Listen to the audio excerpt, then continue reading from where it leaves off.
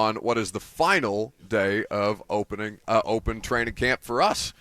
Azeez Al-Shaair kind enough to make his way up here after a day of work inside at the bubble. Be curious to get his perspective on the kind of work that they got in. What's happening, man? Good to see you.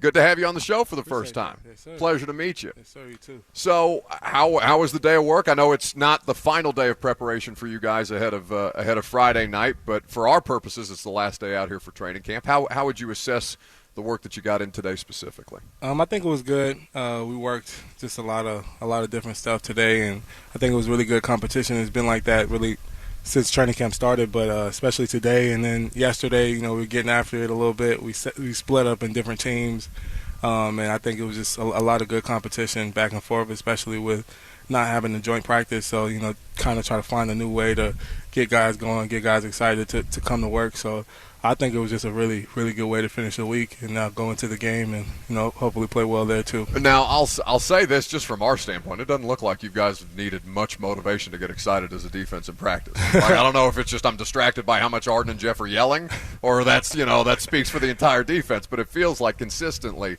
every day that we've been out here with you guys that energy has been present. No, 100%. Obviously we're all human beings, so you have good days and bad days, but you got to come out here and you expect the guys, your leaders to kind of set that standard. So, the defense moves as, us leaders move, and so you got to always come out with that intensity, with that energy. So I think everybody feeds off of each other and kind of leads in their own way, whatever that might be. But you definitely got to show up every day. When you put the pads on, nobody cares how sore you are, how tired you are. When you turn on that tape, they just want to see if you won or lost. So fans are still getting to know you here. They'll obviously have the opportunity to see you guys play the first home game of the season coming up on Friday. I know there's a good amount of excitement about that. For the audience who doesn't yet know you well, what can you tell them about yourself now that you've been here for a little time and about the experience that you've had so far as a Titan? Shoot, I'm honestly just a guy who's going to show up, work every day, smile on my face. I probably say hey to every person I see. It's just always been that way for me. My grandfather used to always tell me you never know what somebody's going through, so I always try to keep a smile on your face and keep it light. So honestly, that's how I am. I'm going to work hard, obviously, but at the same time, embrace and enjoy what we're doing. So I think you're going to see a lot of different things from me from a leadership standpoint, but also just as a player. I think I'm pretty versatile in the things that I can do, and obviously at my play will have to speak for itself. But I'm excited to be here, especially be here with a group of guys like this. Obviously, Coach Vrabel and Rand leading the way for this team. I think it's just a perfect opportunity for me to come in here and step into something that I feel like is already, established and already well off, and hopefully just being in this defense and in this team just kind of grow off of what they already have building. Azeez Al-Shaair hanging out here with us on 104.5 The Zone. Who doesn't smile back at you when you're smiling every day? Is there anybody that you're not getting a smile back from? It depends on how things are going at practice. If I hit somebody or something, they might not smile back at me. I'd see. I would have gone Vrabel. Because I think it's a toss-up every day. He'll smile back at me for sure. Well, maybe that's just our experience on the media side of things. So you mentioned the opportunity here for you. How important was it for you knowing that this is an organization that's kind of in a transitional period, but clearly emphasized, still being competitive, still trying to compete at a level that they think they're capable of, and that opportunity being here specifically where that Vrabel was going to hold guys to a certain standard, and that certainly on defense that's been the way that things have been here since he got hired. Honestly, I just think it's so weird because I guess that's kind of been the buzz is, it's a transitional time, it's a building time, and as long as Vrabel's been the head coach, this is the first year that they missed the playoffs, I want to say, or whatever. Yeah, 18 and then last year. So it's for as long as I've seen the Titans, they've been a good team as long as I've been in the National Football League since 2019. So I don't see it as, a transitional period. I guess obviously with the new leadership with Rand being here, but I think it honestly meshes right in with what Vrabel and everybody who's already here is trying to do. So I'm really excited. Obviously, it's the National Football League. It's the best of the best. I tell the guys every day, you're going against the best of the best. There's no level higher than this. The Jeff Bezos of the world and all that stuff. We talk about football, that's who we are. That everybody wants to be on this level. Anybody who's coaching is coaching because they can't play. Anybody who's doing radio is doing radio because they can't play. That's damn right. Are you kidding me? You know what I'm saying? So it's you got to understand, the height that you're at And with that comes a lot of responsibility, a lot of competition. So every week you got to show up. There's no such thing as an easy game in the National Football League. I want to say every game that was lost at 07 was within a score. And I know even for me back in San Francisco in 2020, the COVID season, we lost, I want to say, 10 games. And 8 of those 10 games were within 4 points or less. Right. So when you realize the National Football League is literally like this, between going to a championship and being the number 1 overall draft pick. It's crazy how minute and how small these details get, because there's really little talent difference between players. It's more so being on the details, the execution of your job, and all the small things that people try to overlook that I think will come back and get you. Now, that's a very nuanced perspective from somebody who's obviously been in the league for a period of time. Was that, always your perception coming in, or maybe was there a point in time where you kind of understood that at a level where, clearly it's kind of how you approach things day to day? Definitely is something that, as a rookie, I don't think anybody coming into the league, and I tell the rookies this when I get to talk to them, is that the sense of urgency and the level of urgency that you got to have at this level, because it's such a small thing between winning and losing, you can't understand it until you're in it. And I think when you get in it, it's like somebody putting a lighter under your hand or something. It wakes you up. And everybody kind of goes through that moment. I had my own little moment of going through that, because I remember my rookie year, I was the 4th linebacker. Quan Alexander was there. Fred Warner obviously was there, and Dre Greenlaw, who I came in with, was the 3rd, was a Sam at the time. And I remember I'm going through the season every week. I'm studying, doing my stuff, and I'm just like, I'm never gonna play. Nobody, right. These guys are gonna stay healthy. I'm not wishing on nobody to get hurt. I love those guys; those are my brothers. But I'm like, I'm just gonna be the 4th guy playing special teams, and whatever. I'll wait till next year to try to do something. And the 1 week where I stopped studying, stopped preparing, I never forget. We were playing I think a Thursday night against the Cardinals, and literally Quan had tore his pec, and I get thrown in there. And I didn't remember. I literally went out there, looked like a chicken with my head cut off. Kyler Murray's running in circles, and I'm trying to chase him around, forgetting all the rules that we had already set.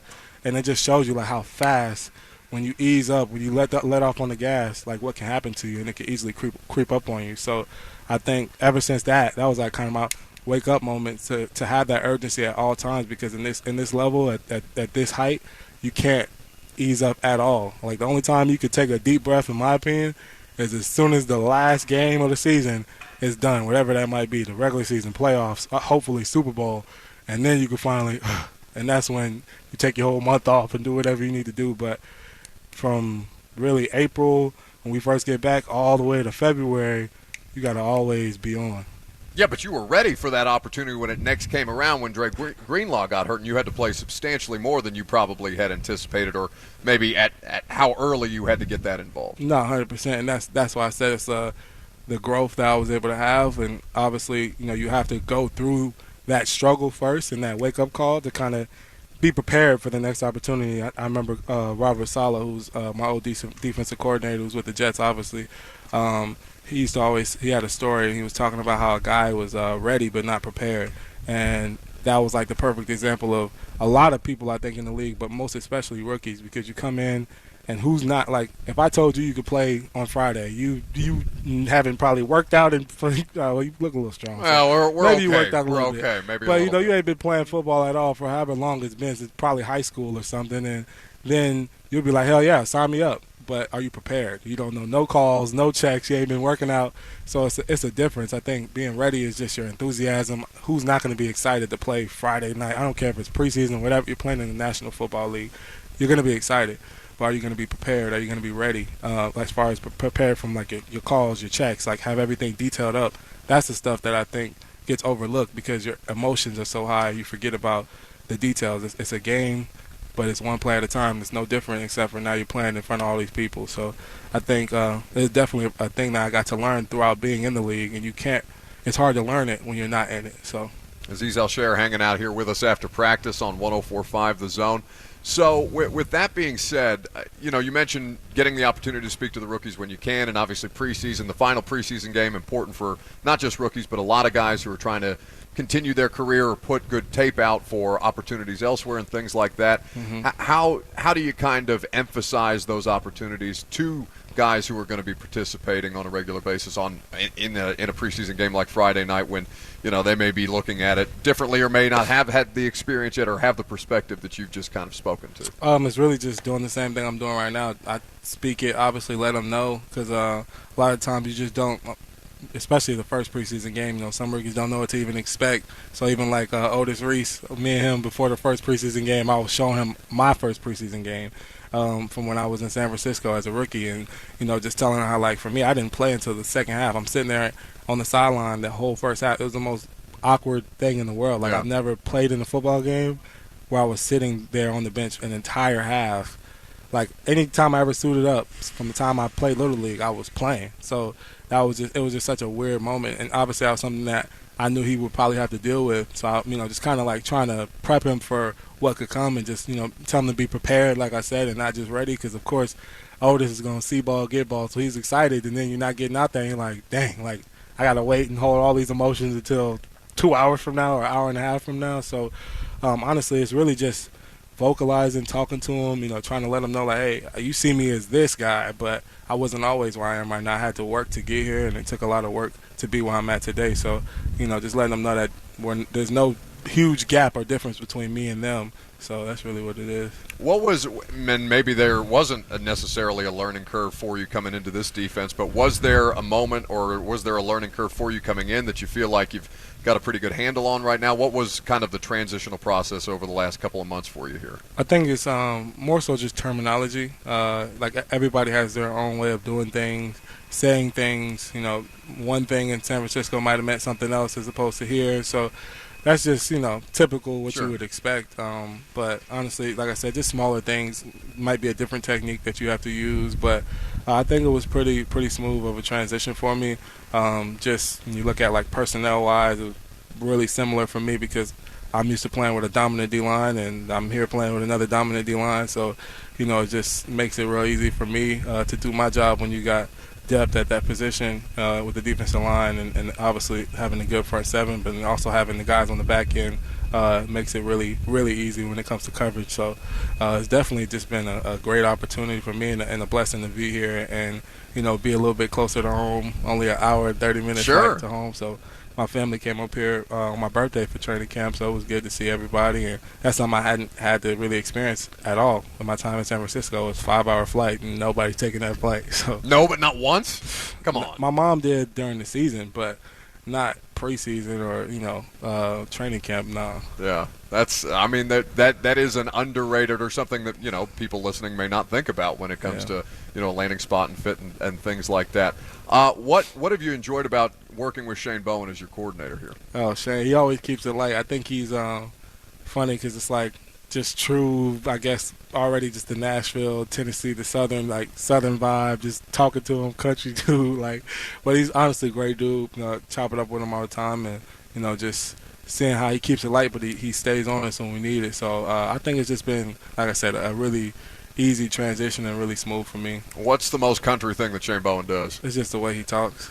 just the way he talks. Just the way he talks. Now there's some pretty, southern drawl. There's some pretty thick. Well, it's spend enough time down here, it'll start to sink in a little bit. But yeah, so we had Arden on the radio show yesterday, God. and he might still be talking. Yeah, you know what? If he wants my job, he's probably going to be able to take it whenever he's done, suiting up on a football field. But we asked him the question because Chris Moore came on here a couple of weeks ago, was bragging about he's the undefeated FIFA king. Now I heard Chris took 2 L's to 2 different people in the locker room recently this week. Is that something that you can confirm? I can confirm. You can confirm. That is true. Do you have names for us? Because Arden couldn't remember who beat him. I don't know who it was either, to be completely honest. But what I will say is my locker is like on the back end, and I'm kind of facing the TV and seeing it. So it's really hard because it's like Mason is one person that I've never seen him lose in UFC. But then Chris Moore is a guy who I've rarely seen lose in FIFA. So, Yeah. I mean, I can't confirm that happened, but I cannot remember who it was either. Do you have a go-to video game in the locker room? Nah, honestly, I don't even really play video games. That's the right answer. I'm sure your coaching staff loves that answer. I really don't, honestly. I haven't played in a minute. I actually played Sean, bought a PS5, Sean Murphy. Yeah. Bought a PS5 when we were in Minnesota, and I was whooping up on him in Madden for a little bit. That was the first time I played Madden in a while. So. Well, you got to have something to do to get through Eagan, Minnesota for a week. For sure. Azeez, we appreciate you spending No a little problem, time. What man. are you about to do? Take this 3-hour walk back down to the training facility. But other than that, They got us up in here on the perch. I'm like, dang, man, where the hell are we going? Yeah, I appreciate you getting your steps in for Nah, us. it's all good, buddy. Thanks for hanging out. Yes, sir. All right, we'll come back, wrap up. You'll have Mike Vrabel at the podium live here at St. Thomas Sports Park on 104.5 The Zone.